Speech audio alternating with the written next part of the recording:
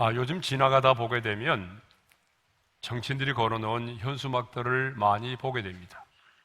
그런데 그 내용들이 어떻습니까? 너무나 과격하고 너무나 살벌합니다. 또 요즘 정치인들의 입에서 나오는 말들을 보게 되면 너무나 과격한 표현들이 많습니다. 적개심을 유발시키는 정제되지 않는 표현들이 너무나 많습니다. 그런데 자라나는 우리의 다음 세대들이 이런 표현을 듣고 이런 현수막을 보게 된다면 어떻게 될까요? 자신도 모르게 과격하고 폭력적인 사람이 되지 않을까요? 그런데 이런 정치인들의 입에서 나오는 말과 현수막뿐만 아니라 우리가 발을 딛고 살아가는 이 세상이 싸움터와 같습니다. 그래서 이제 우리가 쓰는 말 가운데도 보게 되면 전쟁이라는 말이 참 많이 들어가 있습니다. 예를 들면 입시 전쟁, 취업 전쟁, 그리고 출근 전쟁, 살을 빼는 것도 살과의 전쟁이라고 말하죠. 자, 이렇게 우리의 삶이 치열한 전쟁입니다. 그런데 이 세상에는 이것들보다도 더 치열한 전쟁이 있어요. 그것이 뭘까요? 바로 영적인 전쟁입니다. 그래서 우리 주님께서도 우리를 이 세상으로 보내시면서 이렇게 말씀을 하셨습니다. 다 같이요. 보라, 내가 너희를 보냄이 양을 이리 가운데로 보낸가 같도다. 이 말씀은 보냄을 받은 이 세상이 만만치 않다는 것만이 아니라 저와 여러분의 삶이 치열한 영적인 전쟁임을 말해주고 있습니다. 그렇습니다. 이 세상에서 우리의 삶은 한마디로 영적인 전쟁입니다. 보냄을 받은 저와 여러분이 이 세상에 속한 자로 살지 않고 하나님께 속한 자로 살아가는 것 자체가 영적인 전쟁입니다. 이 세상에서 빛과 소금으로 살아가는 것, 여러분 이거 영적인 전쟁입니다. 영적인 전쟁을 하지 않고는 빛과 소금의 삶을 살 수가 없습니다. 우리의 삶으로 하나님을 예배하는 것, 그리고 우리가 복음을 증거하는 것 역시 바로 영적인 전쟁입니다. 내 자신을 부인하고 또 주님께서 맡겨준 십자가를 지고 그 주님 것인 좁은 길을 걸어가는 것 역시 여러분 치열한 영적인 전쟁입니다. 그래서 성경은 우리를 주의 군사로 부르셨다라고 말씀하고 있고 이 지상의 교회를 전투하는 교회라고 말씀하고 있는 것이죠. 그런데 전쟁에는요, 싸움의 대상이 있죠.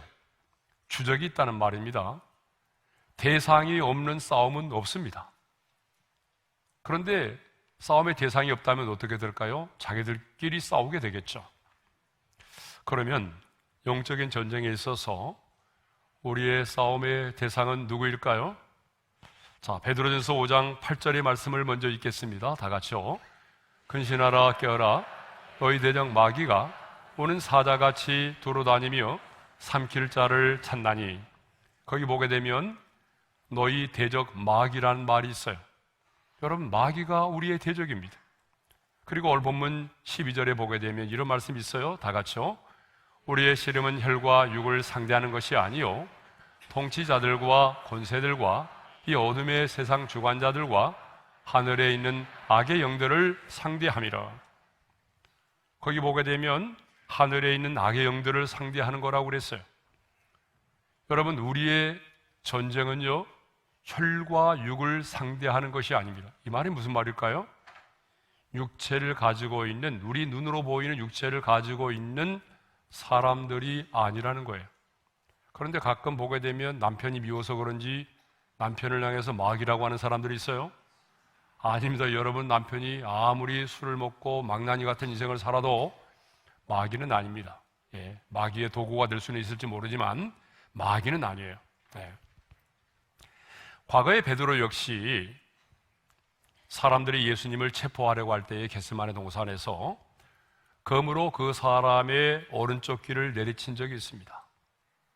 모세 역시 저 애굽 사람이 자기 형제 히브리 사람을 치는 것을 보고 분에 못 이겨서 그 의분 때문에 그 애굽 사람을 쳐 죽인 적이 있죠.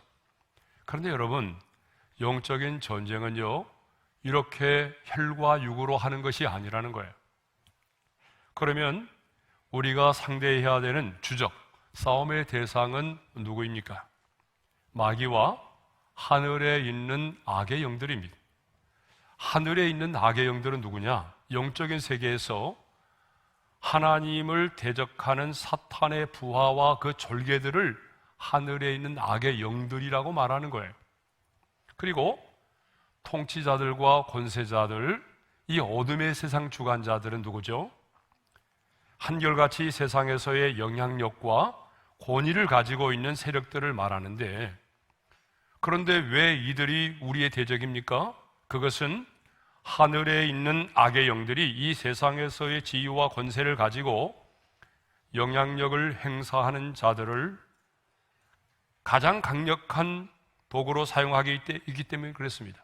가장 강력한 하나님의 도구로 이 땅의 통치자와 권세자들과 어둠의 세상 주관자들을 사탄이 강력한 도구로 사용하고 있다는 거예요. 자, 예를 들어보면 이런 거죠. 이런 권력을 가진 자들로 하여금 낙태를 합법화해서 여러분 생명을 자유롭게 죽이게 한다든지, 창조의 질서를 거스르는 차별금지법을 제정하게 한다든지, 또한 인권이라는 이유로 학교에서 미션스쿨임에도 불구하고 성경을 가르치지 못하게 하거나, 또한 예배를 드리지 못하게 하고, 심지어는 이제 앞으로 그런 일이 벌어질 가능성이 많은데, 인권이라는 이유로 부모가 자녀들에게도 어때요? 신앙의 교육을 할 수 없게 만드는 이러한 것들을 결정하게 하는 세력들이기 때문에 그렇습니다. 네. 사탄은 직접 역사할 때도 있지만은요, 많은 경우에 사탄은 직접 역사하는 것이 아니라 사람의 배후에서 역사합니다. 특별히 권세를 잡고 있는, 권력을 가지고 있는, 영향력이 있는 그런 통치자들과 권세자들과 이 어둠의 세상 주관자들의 배후에서 역사할 때가 참 많아요. 그래서 성경은 이 땅의 통치자들과 권세자들을 위해서 기도하라고 그렇게 가르치고 있는 것입니다. 자, 우리의 삶이 영적인 전쟁입니다. 내가 의식하고 있든지 아니면 의식하지 않고 있든지 간에 상관없이 여러분이 예수를 믿어서 하나님의 군사로 부르심을 받았다면 지금 여러분은요, 영적인 전쟁의 한복판에 있는 것입니다. 아니, 우리 눈에 보이지 않은 치열한 영적인 전쟁을 지금 우리가 치르고 있는 것입니다. 그러면 우리는 언제까지 이 영적인 전쟁을 해야 되죠? 자, 유진 피터슨이라고 하는 분이요, 자신의 의역 성경 메시지에서 에베소서 6장 12절의 말씀을 이렇게 의역을 했어요. 우리 한번 같이 읽겠습니다. 다 같이요. 이 싸움은 잠깐 출전해서 쉽게 이기고 금세 잊고 많은 한나절의 운동 경기가 아닙니다. 이 싸움은 지구전 곧 마귀와 그 수하들을 상대로 끝까지 싸우는 사느냐 죽느냐의 싸움입니다. 그렇습니다, 여러분. 영적인 전쟁은요, 잠깐의 전쟁이 아닙니다. 한 번의 전쟁으로 끝나는 게 아니에요. 영적인 전쟁은 한나절의 전쟁도 아니고 지구전이라고 말하죠. 내 영혼이 육체의 장막을 벗고 이 땅을 떠날 때까지, 다시 말하면 내가 죽을 때까지 하는 것이 영적인 전쟁이라는 거죠. 그리고 이 전쟁은 죽느냐 사느냐를 결정하는 아주 중요한 전쟁이라고 하는 것입니다. 그러므로 지금 우리는 하나님께 속한 자로 보냄을 받은 이 세상에서 눈에 보이지 않는 우리의 대적 마귀와 그를 따르는 악한 영들과 지금 치열한 영적인 전쟁을 벌이고 있습니다. 그러면 누가 이 영적인 전쟁에서 승리할 수 있을까요? 아니, 이 영적인 전쟁에서 승리하려면 어떻게 해야 할까요? 첫째는요, 주 안에서와 그 힘의 능력으로 강건해져야 합니다. 자, 본문 10절의 말씀이 그렇게 말씀하고 있어요. 자, 우리 10절의 말씀을 함께 읽겠습니다. 다 같이요. 그토록 너희가 주 안에서와 그 힘의 능력으로 강건하여지고, 자, 영적인 전쟁에서 승리하려면 어떻게 해야 되죠? 강건해져야 한다는 것입니다. 강건해지라. 그래서 이 강건해지라고 하는 말씀이요, 원문에 보게 되면 명령형으로 돼 있어요. 그러니까 영적인 전쟁에서 승리하려면 반드시 강건해져야 한다라고 명령을 하고 있는 것입니다. 그렇습니다, 여러분.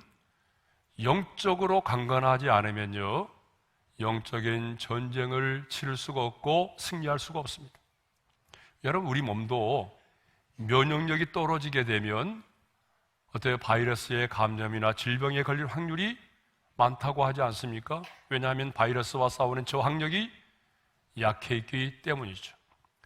제가 얼마 전에 폐렴에 걸렸는데 과도한 사욕과 수면 부족으로 면역력이 떨어졌기 때문이라는 거예요.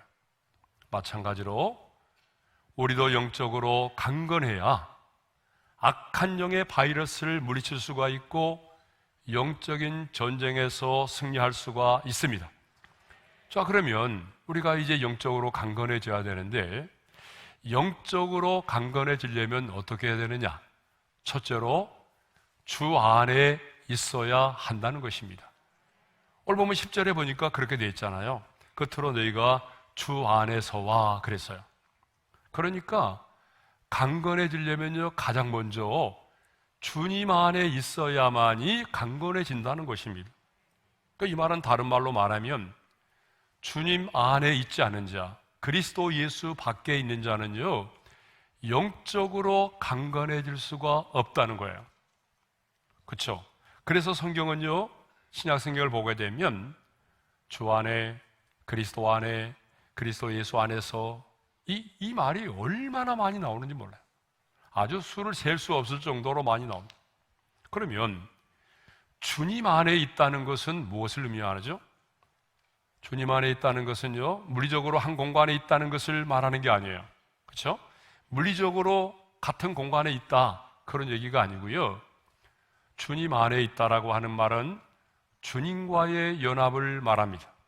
그 주님과의 연합은 또 무엇을 말하는가 하면 주님과의 아주 친밀한 사귐을 말하는 것입니다. 그래서 예수님은요, 주 안에 있다는 것을 포도나무와 가지의 비유로 말씀을 하셨습니다. 자, 우리 요한복음 15장 4절의 말씀을 함께 읽겠습니다. 다 같이요. 내 안에 거하라, 나도 너희 안에 거하리라. 가지가 포도나무에 붙어있지 아니하면 스스로 열매를 맺을 수 없음 같이 너희도 내 안에 있지 아니하면 그러하리라. 그러니까 예수님은 자신을 포도나무로, 성도된 우리를 그 가지로 말씀하고 있는데요, 가지가 포도나무에 붙어있지 않으면 스스로 열매를 맺을 수 없다는 거죠. 그러면 가지된 우리가 어떻게 하면은 열매를 맺을 수 있나요? 요한복음 15장 5절에서 주님은 이렇게 말씀을 하십니다. 다 같이요. 나는 포도나무요 너희는 가지라. 그가 내 안에 내가 그 안에 거하면 사람이 많은 열매를 맺나니 나를 떠나서는 너희가 아무것도 할 수 없습니다. 자, 열매를 맺으려면 어떻게 해야 된다고 말하고 있어요? 포도나무가, 그 가지가 포도나무에 붙어 있어야 한다는 거죠. 그 안에 거해야 된다는 거죠. 그렇지 않으면 아무리 똑똑한 가지라고 할지라도 스스로 열매를 맺을 수 없다는 것입니다. 포도나무에 붙어 있지 않은 가지는요, 이 나무인 주님으로부터 생명의 영양분을 공급받지 못하기 때문에 어떤 열매도 맺을 수 없다는 것입니다. 그러므로 가지된 우리는 끊임없이 주님 안에 거하면서 주님과 친밀한 사귐 가운데 살아야 됩니다. 그래서 그 주님과의 친밀한 사귐을 통해서 그 포도나무인 주님으로부터 생명의 영양분을 공급받아야 됩니다. 그래야 그 힘과 능력으로 강건해질 수가 있는 거죠. 그러니까 주님과의 친밀한 사귐을 통해서 우리는 생명의 영양분을 공급받아야 열매도 맺을 수 있고 영적인 전쟁도 할 수가 있는 것입니다. 여러분, 영적인 전쟁은 내 힘으로 하는 전쟁이 아니기 때문에, 하나님께 속한 전쟁이기 때문에 하나님과의 친밀함이 중요합니다. 한번 따라서 합시다. 영적인 전쟁은 하나님과의 친밀함이 중요하다. 그럼 믿으면 아멘 합시다. 10시 예배가 아멘이 제일 적다는 거 알고 계시죠? 그래서 10시 예배를 인터넷으로 못 올리는 거예요. 왜? 아멘이 별로 없기 때문에. 네. 자, 두 번째로 우리가 강건해지려면요, 그 힘의 능력으로 강건해져야 됩니다. 10절에 보게 되면 그 힘의 능력으로 강건해지라는 말이 있잖아요. 우리가 주님 안에 거함으로 주님과 연합해서 그 주님과 친밀한 사귐을 갖게 되고, 그렇게 되면 내 힘과 내 능력이 아닌 주님으로부터 주어지는 힘과 능력을 공급받아야 됩니다. 그러니까 여기서 말하는 그 힘은 내 힘과 능력이 아니라 예수 그리스도의 힘과 능력을 말합니다. 그런데 좀 더 구체적으로 말씀드리면 여기서 말하는 그 힘은요, 마귀의 일을 멸하시고 승리하신 예수 그리스도의 힘과 능력을 말합니다. 여기서 말하는 그 힘과 능력은 구체적으로 말씀드리면 사망의 권세를 물리치시고 부활하신 그 예수 그리스도의 힘과 능력을 말하는 것입니다. 사실 우리에게는요, 아무런 힘과 능력이 없습니다. 그래서 시편 기자도 이렇게 말했잖아요. 도울 힘이 없는 인생도 의지하지 말라. 여러분, 이것은 어떤 상황에만 문제 해결되는 것이 아니라 영적인 싸움에도 마찬가지입니다.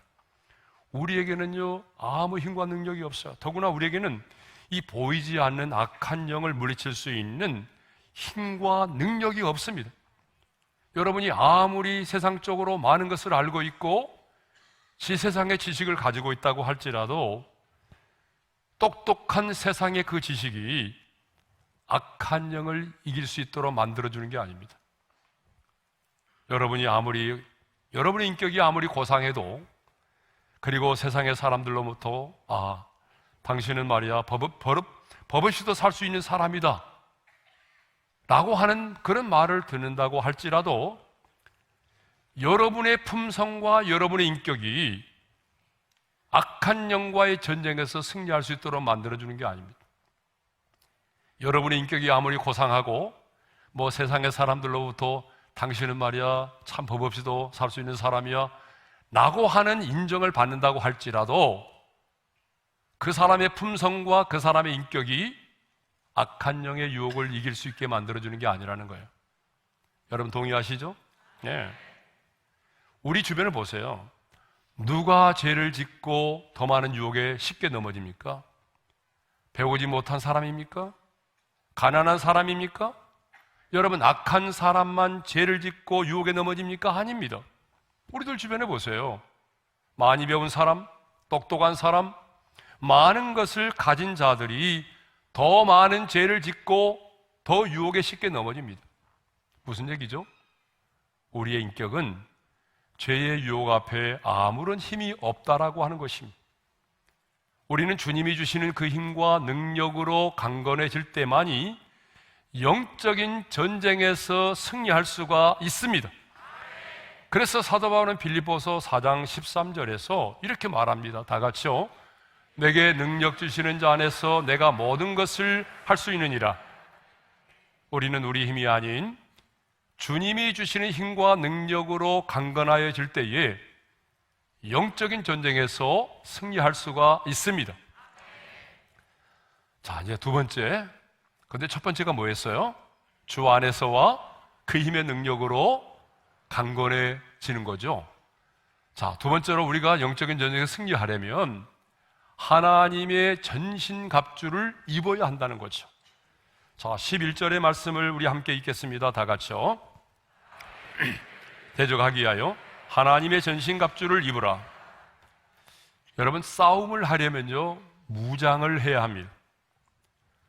무장을 하지 않고 싸우는 군대는 없습니다. 영적인 전쟁도 마찬가지입니다. 그런데 이 무장은요, 몸의 한 부분만 무장을 해서는 안 됩니다. 그러니까 우리의 온몸을 무장해야 되고 우리의 원 존재를 무장을 해야만이 여러분 영적인 전쟁을 할 수가 있다는 거예요. 오늘 한 부분만이 아닙니다. 그래서 성경은 우리에게 뭐라고 말하죠? 전신갑주를 입으라. 전신갑주를 취하라 라고 말하고 있는 거예요. 어느 한 부분만이 아닙니다. 어느 한 부분만이 아니라 우리의 몸 전체, 우리의 온 인격 전 존재를 무장을 해야 된다는 거예요. 자, 그런데 이 전신갑주는요 6가지의 무장으로 되어 있어요. 그러니까 첫 번째가 뭐냐 그러면 진리의 허리띠입니다. 그래서 14절 보니까 진리로 너희 허리띠를 띠고 라고 되어 있어요. 여러분, 진리의 띠는 뭐냐? 진리 대신 예수 그리스도를 믿는 확고한 믿음입니다. 좀 쉽게 말씀드리면 예수 그리스도만이 유일한 길이시고 예수 그리스도만이 유일한 생명이시고 예수 그리스도만이 유일한 하나님께로 나아갈 수 있는 유일한 길임을 믿는 것을 말하는 것입니다. 다시 말하면 예수 그리스도만이 참 진리심을 믿고 그 진리 대신 예수 그리스도만을 바라보고 그 진리 대신 예수 그리스도만을 따르는 것을 말합니다. 여러분, 이 믿음이 있어야, 예수 그리스도만이 참된 진리라고 하는 이 믿음이 있어야 누구를 만나든지 간에 어떤 상황에서도 흔들리지 않고 당당하게 신앙생활을 할 수가 있고 영적 전쟁을 할 수가 있는 것입니다. 그러니까 예수 그리스도가 참 진리인가? 예수 그리스도가 참 생명인가? 이것을 의심하는 자는 영적 전쟁을 할 수가 없다는 거예요. 무슨 말인지 알겠죠? 네. 자, 두 번째로는요 의의 호신경입니다. 14절 하반절에 보니까 의의 호신경을 붙이고 라고 되어 있어요. 이 호신경은요 이 목에서부터 무릎까지 이어지는 갑옷으로 되어 있는데 이 가슴 부분에 보게 되면 동과 구리로 여러 가지 장식품으로 되어 있어서 그것을 부착하는 거예요. 그래서 여러분 과거에 그 로마의 군인들 싸울 때 보게 되면 이 가슴 부분에 보게 되면 비늘 모양으로 되어진 여러 가지 동과 철로 되어진 장식들을 보았잖아요. 그러니까 이 호신경의 목적이 뭐냐 그러면 가슴을 보호하는 거예요. 가슴 속에 뭐가 있나요? 심장이 있어요. 그러니까 사탄의 공격으로부터 우리의 심장을 보호하기 위해서 붙이는 것이 의의 호신경입니다. 사탄은 끊임없이 우리의 심장을 공격하죠. 그런데 주님은 뭐라고 말합니까? 의의 호신경을 붙이라고 말하죠. 그러면 의의 호신경을 또 무장하는 것은 뭘 말하죠? 예수 그리스도의 의의 옷을 덧입는 것을 말합니다. 나는 예수 그리스도로 말미암아 의롭다함을 받은 하나님의 사람이라는 확신을 갖는 것입니다. 왜냐 그러면 사탄이 끊임없이 비방하고 저주하고 참소하기 때문이에요. 그러니까 영적인 전쟁을 하려고 하면 사탄이 그러잖아요. 너 죄졌잖아. 너 완전하지 않잖아. 하나님 너 사랑하지 않잖아. 그러면 흔들려서 못하는 거잖아요. 그러면 심장이 멈춰버리는 거예요. 그래서 의의 호신경을 입으라는 거예요. 예수 그리스도의 의의 옷을 덧입으라는 거예요. 나는 예수 그리스도로 말미암아 의롭다함을 얻었다라고 하는 그런 확신을 가져야 한다는 거죠. 자, 세 번째로는요 복음의 신을 신고예요. 15절 하반절에 15절에 보니까 이런 말씀이 있어요. 다 같이요. 평안의 복음이 준비한 것으로 신을 신고. 여러분, 사람은요 발이 편해야 무슨 일이든지 할 수가 있어요. 여러분 그러지 않아요? 군인도 마찬가지입니다. 전쟁을 하는 군인에게도 발이 불편하면요 어떻게 전쟁을 치를 수가 있겠어요? 군대 갔다 오신 분은 아시겠지만 처음 훈련소에 딱 들어가면 군화를 주잖아요. 근데 군화가 안 맞아요. 군화가 적게 되면요 계속해서 발이 아파서 견디지를 못하는 거예요. 또 군화가 너무 크면 헐렁헐렁해가지고 뛰어다니기가 불편하죠.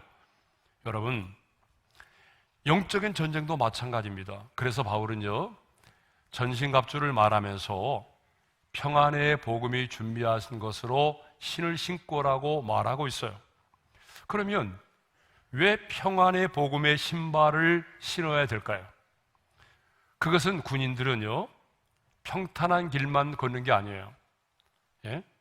군인들이 걷는, 전쟁을 할 때 걷는 길은요 평탄한 길만 있는 게 아니잖아요. 때로는요 가시밭길도 헤치고 나가야 되고 때로는 막 산비탈을 오르내려야 될 때가 있잖아요. 그런데 여러분, 신발이 얼마나 중요합니까? 여러분, 무슨 말이냐 그러면 우리의 신앙생활도 마찬가지입니다. 우리 신앙생활에도 형통한 삶만 있는 게 아니에요. 여러분 그러지 않아요? 꽃길만 걷는 게 아니란 말이에요. 우리 신앙생활도 보게 되면 좁은 길을 걸어야 되기도 하고 인생의 풍랑을 만나기도 하고 그래서 우리가 눈물을 흘려야 될 때도 많고, 예. 우리 신앙생활의 삶 자체가 꽃길이 아니에요. 평탄한 길만 걷는 게 아니란 말이에요. 수없이 많은 고난과 아픔을 경험하면서 걷는 거란 말이에요. 그러니까 우리 마음속에 평안이 잘못하면 사라질 수도 있잖아요. 예? 두려움이 나를 지배할 수도 있잖아요. 그래서는 안 된다는 것이에요. 우리의 가는 길이 좁은 길이고 꽃길이 아니고 평탄한 길이 아니고 가시밭길이고 험한 산길 오르내린다 할지라도 인생의 고난과 아픔이 많을지라도 하나님의 군사로 부름받은 우리의 마음에는 세상에 줄 수 없는 평안이 있어야 한다는 것이에요. 이로부터 임하는 평강이 있어야 된다는 거예요. 그래야만이 여러분 평안의 복음을 전할 수 있다는 거죠. 여러분 최고의 영적인 전쟁은 복음을 전하는 것인데 내가 두려워 떨면서 어떻게 평안의 복음을 말할 수가 있겠어요? 그러니까 최고의 영적인 전쟁 복음을 전하는 일을 하려면 평안의 복음을 전하려면 먼저 우리 자신들이 평안의 마음, 세상에 줄 수 없는 평안을 누리고 있어야 된다는 것입니다. 그 평안을 누리면서 담대하게 서 있어야 여러분 복음을 전할 수 있다는 거죠. 그게 바로 평안의 복음으로 준비한 신을 신는 것입니다. 자, 네 번째로는요, 믿음의 방패입니다. 16절 상반절에 보니까 모든 것 위에 믿음의 방패를 가지고 오라고 되어 있어요. 여러분 당시의 전쟁은요, 멀리서는 활을 쏘기도 하고 근접해서는 창과 검으로 하는 전쟁입니다. 그렇기 때문에 반드시 뭐가 필요하냐면 방패가 있어야 되는 거예요. 근데 방패가 없다면 어떻게 될까요? 사탄이 쏘아대는 불화살을 막을 길이 없어요. 예? 그러니까 반드시 방패가 있어야 됩니다. 근데 이 방패는 어떤 방패죠? 믿음의 방패입니다. 이것은 너무 우리에게 중요해요. 그래서 이 믿음의 방패와 불화살은요, 제가 우간다 갔다 와서 따로 다시 한번 이 부분만 설교를 할 예정입니다. 자, 다섯 번째로는요, 구원의 투구를 쓰라는 거예요.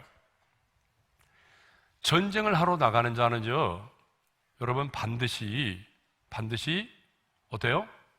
투구를 써야 돼요. 지금도 보세요. 전쟁하러 가는 군인들이 뭘 쓰잖아요? 철모, 아니면은 요즘에는 방탄철모를 쓰고 나가잖아요. 여러분, 왜 이 방탄철모를 쓰는 게 중요하죠? 전쟁을 하다가 다른 곳은 맞아도 곧바로 죽지 않아요. 그런데 이 머리를 맞게 되면 후송도 못 가고요, 그 자리에서 직사하는 거예요. 그렇기 때문에 반드시 투구, 오늘날로 말하면 방탄철모를 쓰는 겁니다. 그렇다면 이 구원의 투구는 뭘 말하죠? 이 구원의 투구는요, 구원의 확신을 갖는 것입니다. 자, 구원의 투구는 뭐라고요?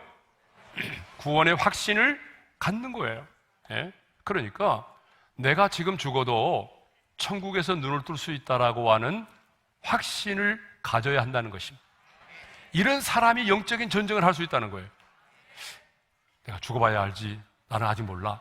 이런 사람은요, 영적 전쟁을 할 수가 없는 거예요.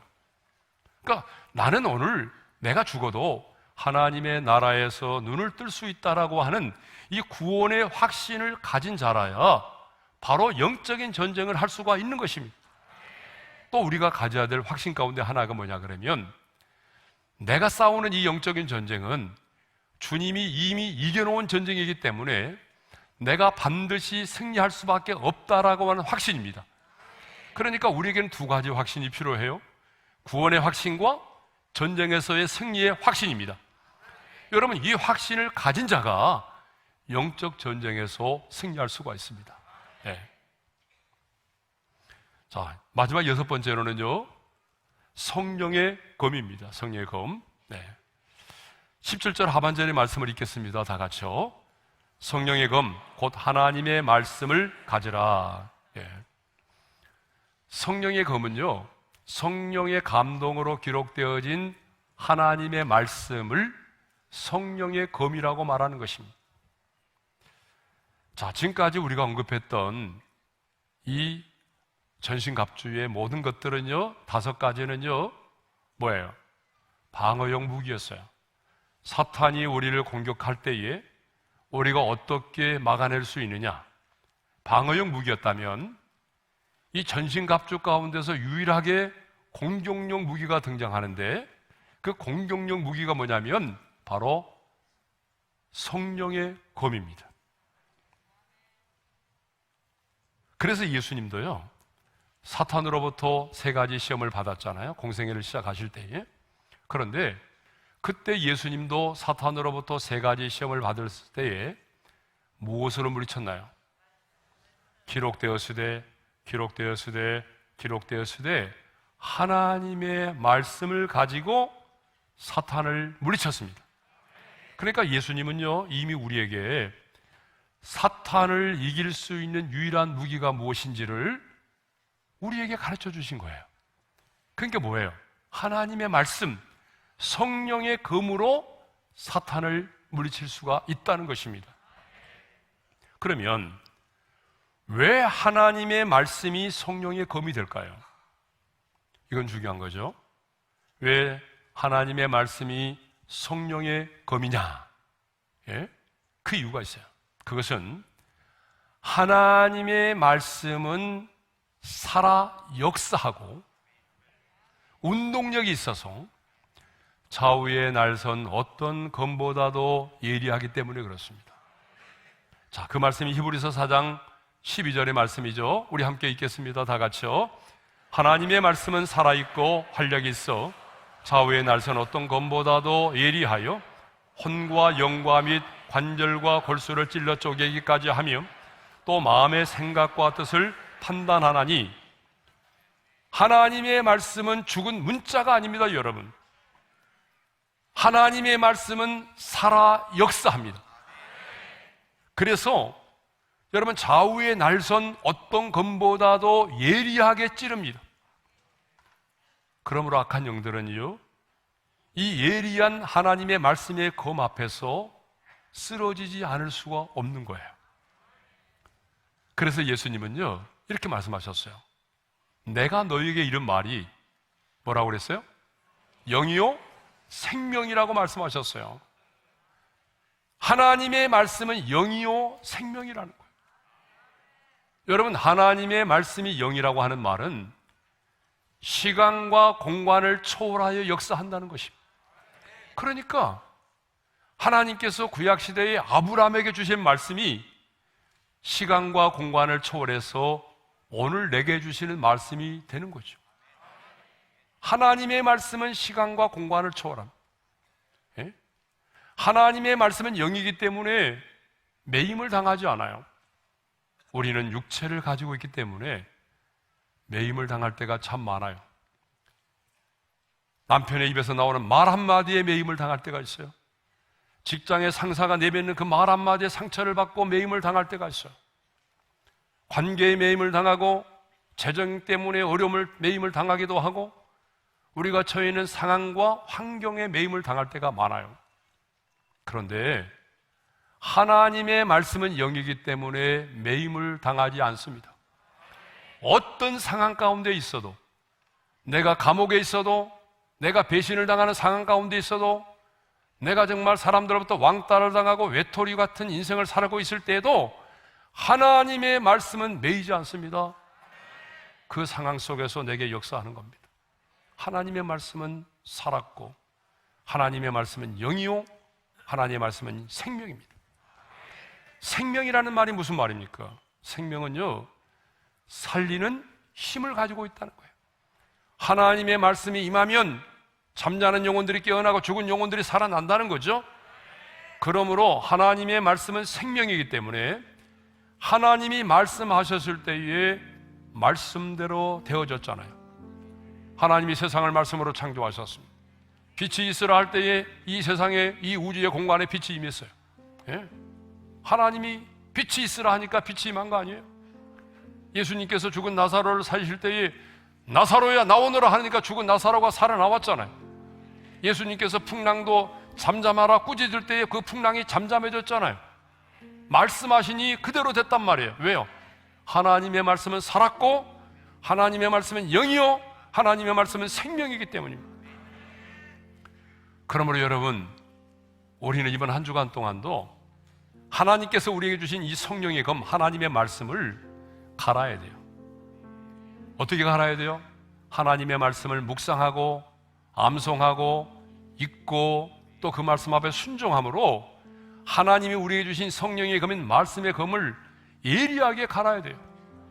그래서 예리한 검을 가지고 나가서 말씀을 선포하면 말씀대로 악한 영들은 떠나가고 말씀대로 행하시는 하나님의 위대한 역사를 우리가 볼 수 있게 되는 것입니다.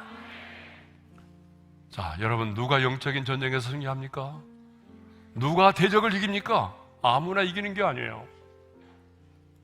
누가 이기죠? 주 안에서와 그 힘의 능력으로 강건하여진 자, 하나님의 전신갑주를 입은 자. 여러분, 이 사람이 영적인 전쟁에서 승리하고 그래서 하나님의 영광을 보게 되는 것입니다.